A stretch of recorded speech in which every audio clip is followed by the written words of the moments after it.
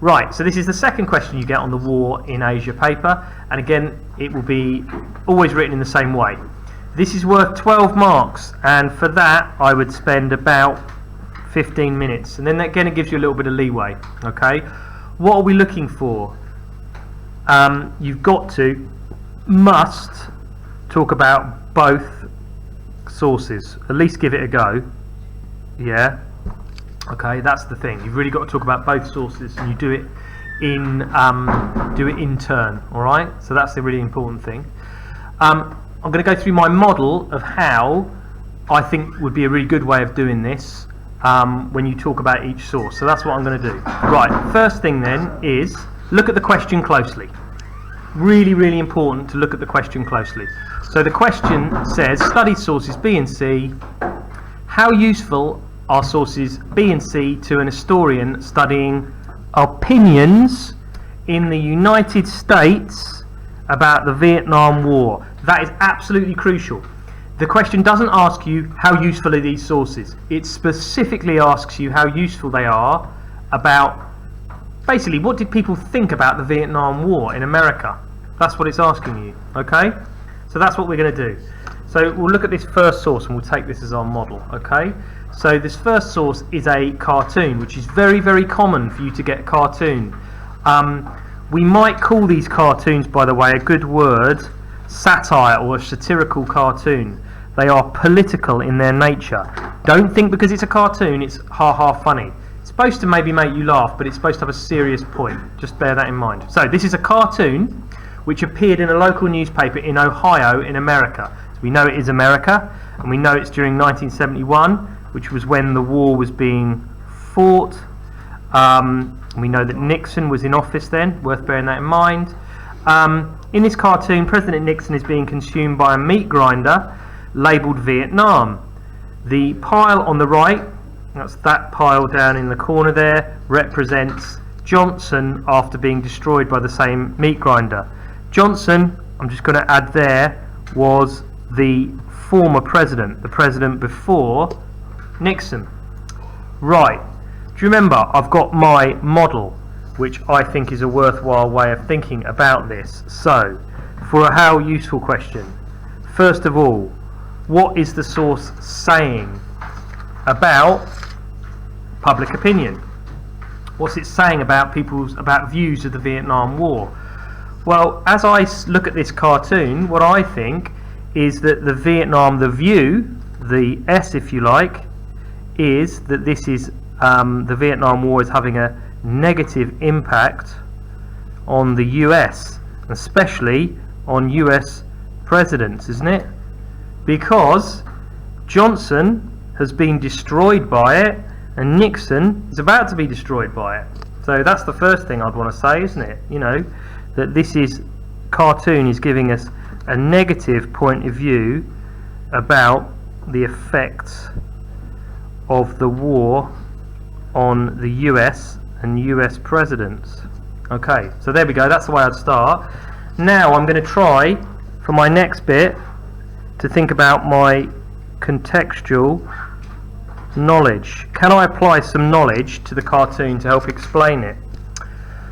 So, what can I say? Well, Johnson's been destroyed by the war. Can I remember anything about that? Yes, I think I can. I remember that Johnson didn't run for office in '69 because of the war and because of how unpopular it was. Okay, I can remember that the Tet Offensive of 1968 showed that LBJ's tactics were failing because it showed how strong the communists were. So I'm giving some contextual knowledge to explain why this cartoon was drawn. What about Nixon? Nixon's consumed by the meat grinder. Is that true? Well, yeah, I think it was actually, because Nixon had promised to end the war, but by '71 he has widened it. He can't get out. In fact, he sent another 150,000 troops into Cambodia. And all of this is very unpopular amongst many people in the US, isn't it?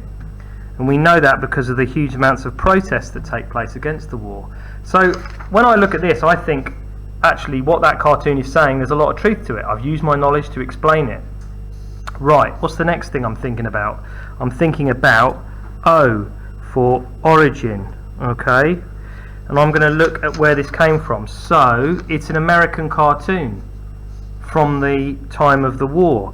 So it's a US cartoon. So for me, that's a positive, because you'd hope it would reflect US opinion. Okay, so it's going to, maybe reflect US opinion. So that's what the question's asking, so that's quite a good thing. Secondly, it's from 1971, during the war. So again, it's at the right period of time.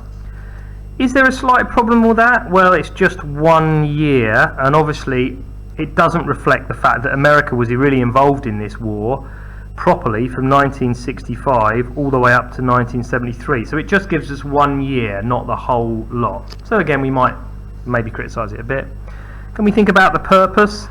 Well, presumably the purpose here is to, reflect what people felt about the war. There we go. It's to reflect readers' views. So in that respect, I would hope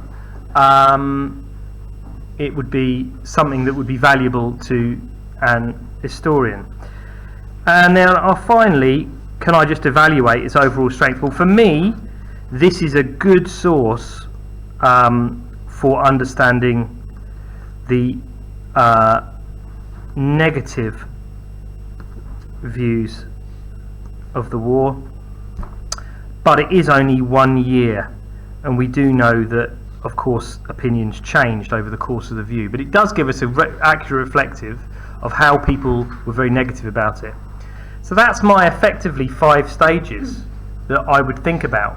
Now, I've done that in a lot of detail, and you might not necessarily go through all of those stages, but at least if you were doing some of them, you're thinking on the right lines. But can I really stress that you've got to do that bit, and you've got to do either this or some of this. You may not necessarily have to do both, but you've got to either look at the content and apply your knowledge to it, or you've got to think about the provenance. You've really got to try and do at least one of those two things. If you can do both, then fine. Okay.